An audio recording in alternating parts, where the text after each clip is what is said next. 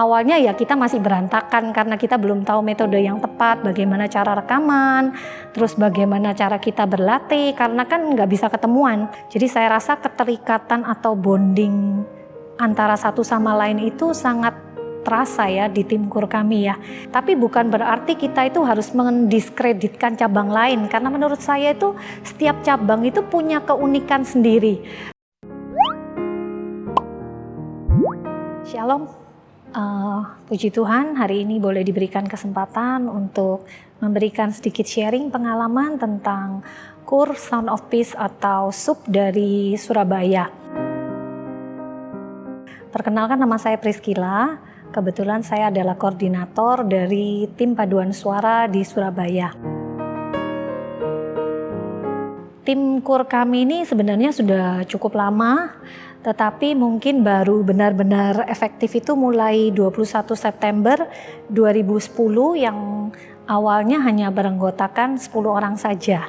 Ada orang tua, anak muda atau remaja, dan mungkin yang wanita dewasa juga. Awal-awal itu mungkin ya kami sekedar ingin memuji Tuhan, dan kebetulan kami dari latar belakang orang-orang yang berbeda-beda ya. Jadi ada yang memang dasarnya memang suka menyanyi, ada yang memang karena daripada menunggu mungkin anak atau saudaranya mereka juga ikutan menyanyi.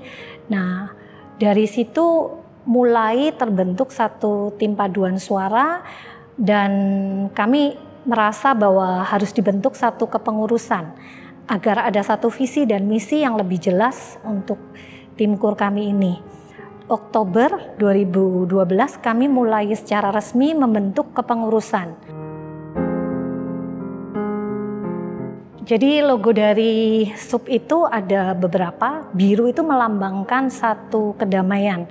Jadi seperti air, kami ingin agar yang melihat warna biru itu menjadi tenang, menjadi damai. Dan berikutnya ada kunci bass bernada rendah. Itu menunjukkan bahwa tim choir itu harus rendah hati. Jadi tujuan kami melayani di sini ini bukan untuk bagus-bagusan ya. Jadi kami ini benar-benar ingin menyanyi sebagai satu paduan suara seperti sebuah keluarga, di mana masing-masing suara itu punya keunikan atau karakter sendiri, dan kami itu ingin agar paduan suara kami itu bisa saling melengkapi. Jadi mungkin kalau paduan suara ada 4 suara kan, ada sopran, alto, tenor, dan bass. Semuanya punya karakter khusus sendiri, sehingga masing-masing ketika kita menyanyi membuat suatu harmoni yang indah. Nah, ada asap, kalau kita lihat itu ada gambar mangkok. Asap itu menandakan tim choir itu harus memancarkan keharuman atau suara kedamaian ketika kami berkeliling ke cabang-cabang ya. Setelah itu ada huruf atau font yang sama, maksudnya hurufnya itu fontnya itu sama. Itu menunjukkan bahwa tidak ada yang menonjol antara satu dengan yang lain. Ketika kita menyanyi solo, otomatis yang ditonjolkan adalah karakter suara penyanyi single. Tetapi di dalam paduan suara saya selalu merasa bahwa kita harus membentuk satu harmoni, di mana tidak ada satu suara yang lebih keras dari yang lain, tetapi tujuannya adalah suatu harmonisasi. Melalui paduan suara, melalui puji-pujian yang kami persembahkan, kami berharap saudara-saudari kami yang mendengar itu bisa meresapi setiap kata-kata yang kami bawakan, agar lagu-lagu yang dibawakan itu bisa menjadi satu rema. Mungkin pada saat itu ada yang berbeban berat atau mungkin sedang berduka cita, kami ingin memberikan penghiburan pada saat mereka sedang berduka cita. Setelah itu kami juga ingin menjadi satu alat yang dipakai Tuhan melalui puji-pujian. Saya rasa kekuatan dari choir atau tim paduan suara di Gereja Yesus Jati ini mungkin cukup menonjol ya, karena paduan suara ini menjadi satu ujung tombak untuk memberitakan kabar baik atau memberitakan tentang Gereja Yesus Jati juga ya. Jadi kita punya lagu Gereja Yesus Jati yang dinyanyikan oleh tim paduan suara, saya rasa adalah suatu pujian yang indah untuk memberitakan atau mewartakan tentang gereja kita. Setelah itu sebagai wadah positif untuk menyalurkan bakat ataupun potensi yang ada di generasi muda kita, ataupun mungkin semua umur ya yang mungkin ingin menyanyi. gereja kita harus punya satu wadah untuk menyalurkan bakat-bakat ini. Saya rasa sangat bagus ya kalau di cabang-cabang lain pun bisa digalakkan atau digiatkan paduan suara di cabang-cabang. Mungkin terkendala cabang-cabang itu ada mungkin kurang pemusik atau mungkin juga kurang pelatih.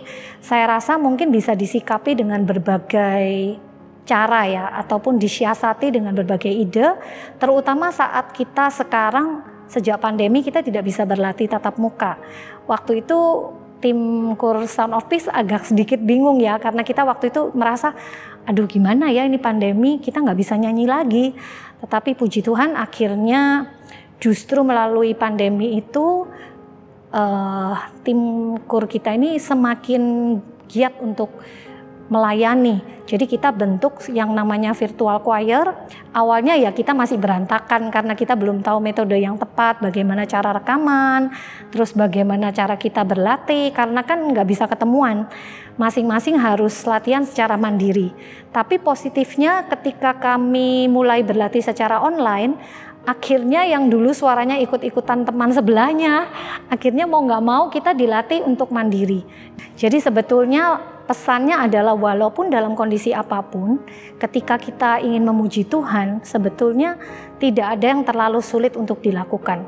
Tetapi kita harus tetap termotivasi, kita tidak boleh menyerah dengan keadaan, karena pandemi ini belum tentu berhenti sampai di sini. Saya rasa tidak harus menyurutkan keinginan kita untuk melayani, kita boleh terus untuk berusaha. Jadi tim paduan suara Sound of Peace ini puji Tuhan terdiri dari yang terbaru, anggota kita sekarang beranggotakan sekitar 25 sampai 28 orang. Tim KUR kami ini sudah seperti sebuah keluarga ya, sehingga ketika ada satu orang yang mungkin tidak hadir, anggota yang lain itu akan merasakan, oh si ini atau si A atau si B, kenapa ya hari ini nggak datang ya. Dan kita itu ada satu grup WA, grup untuk Sound of Peace. Setiap hari itu kita ramai sekali grup WA-nya itu. Jadi kalau ada yang ulang tahun, kita selalu ingat ulang tahun dari masing-masing anggota kita. Kita akan ngucapin misalnya si A ulang tahun, ataupun ada mungkin yang keluarganya sedang berduka cita, kita selalu ingat sebagai sebuah keluarga. Jadi saya rasa keterikatan atau bonding antara satu sama lain itu sangat terasa ya di tim KUR kami ya. Jadi walaupun kadang ada terasa malas, kadang sharing-sharing dari anggota-anggota itu mereka cerita. Terkadang mereka jujur aja malas, mereka pingin family time. Waktu itu latihan KUR kami sempat hari Minggu, tapi karena mereka merasa aduh nggak ikut sekali itu mereka merasa ada sesuatu yang hilang gitu, something missing. Jadi mereka sendiri yang akhirnya tanya kapan ya ada KUR lagi ya.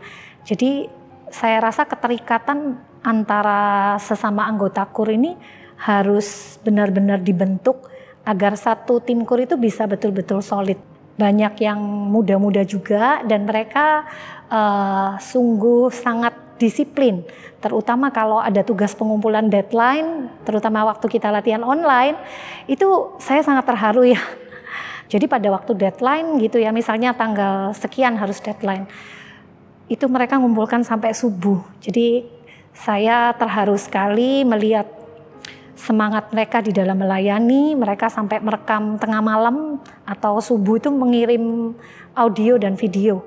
Puji Tuhan ya, saya rasa ini adalah satu semangat yang juga mungkin bisa ditularkan ke cabang-cabang lain. Jadi bukan suatu halangan apabila ada kondisi pandemi atau apapun, kalian tetap bisa membentuk satu kreasi dengan suara atau talenta yang telah diberikan Tuhan untuk kita semua. Kita itu keinginannya pengen berkunjung ke luar negeri.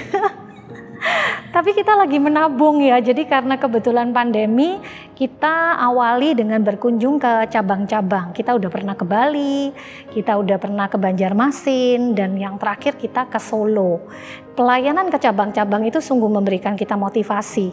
Karena ketika kita bertemu dengan teman-teman atau saudara-saudari seiman di gereja cabang, kita itu merasa jadi termotivasi ya, terutama kalau yang KUR-nya lebih bagus dari KUR kita. Contoh waktu ada kunjungan dari gereja Sabah, waktu itu kita giliran mau menyanyi. Cuman karena kita sudah terlanjur keder karena mendengar mereka menyanyi begitu indah, waktu giliran kita menyanyi kita agak sedikit down. Jadi suara kita menyanyi waktu itu nggak bisa keluar gitu loh, kita nggak pede. Tapi puji Tuhan, saya rasa dengan pengalaman-pengalaman itu justru semakin membangun kita ya. Mungkin ada satu kesan yang mungkin saya mau sharingkan ketika kita berada di tim KUR Sound of Peace ini. Kita ini punya satu anggota yang sudah lumayan manula. Waktu itu kita tahu bahwa beliau itu adalah seorang yang sangat disiplin. Jadi kadang kita yang muda-muda ini kadang kita suka malu. Karena ketika latihan beliau itu selalu paling depan dan selalu paling tidak pernah terlambat ketika latihan paduan suara. Nah, suatu ketika beliau ini ada terkena sakit dan tidak bisa hadir pada waktu paduan suara. Kita kehilangan satu sosok yang menjadi teladan.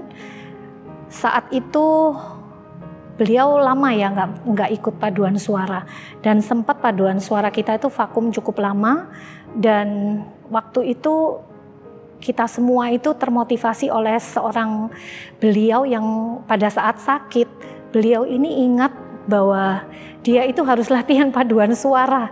Jadi ada satu lagu yang kebetulan kita mau nyanyikan, kita biasa kan ada PR ya. Beliau itu ingat bahwa dia belum menyelesaikan tugasnya. Dan dia itu tanya, kapan ada paduan suara lagi? Kapan ada latihan lagi? Kita yang awal-awalnya udah sempat down karena beliau itu juga adalah salah satu ujung tombak dari KUR kita ya. Akhirnya kita ketika ditanya seperti itu kita jadi ingat kembali gitu. Bahwa ternyata motivasi untuk menyanyi untuk Tuhan ini begitu luar biasa. Sehingga beliau dalam keadaan sakit, tetap beliau itu mau untuk memuji Tuhan.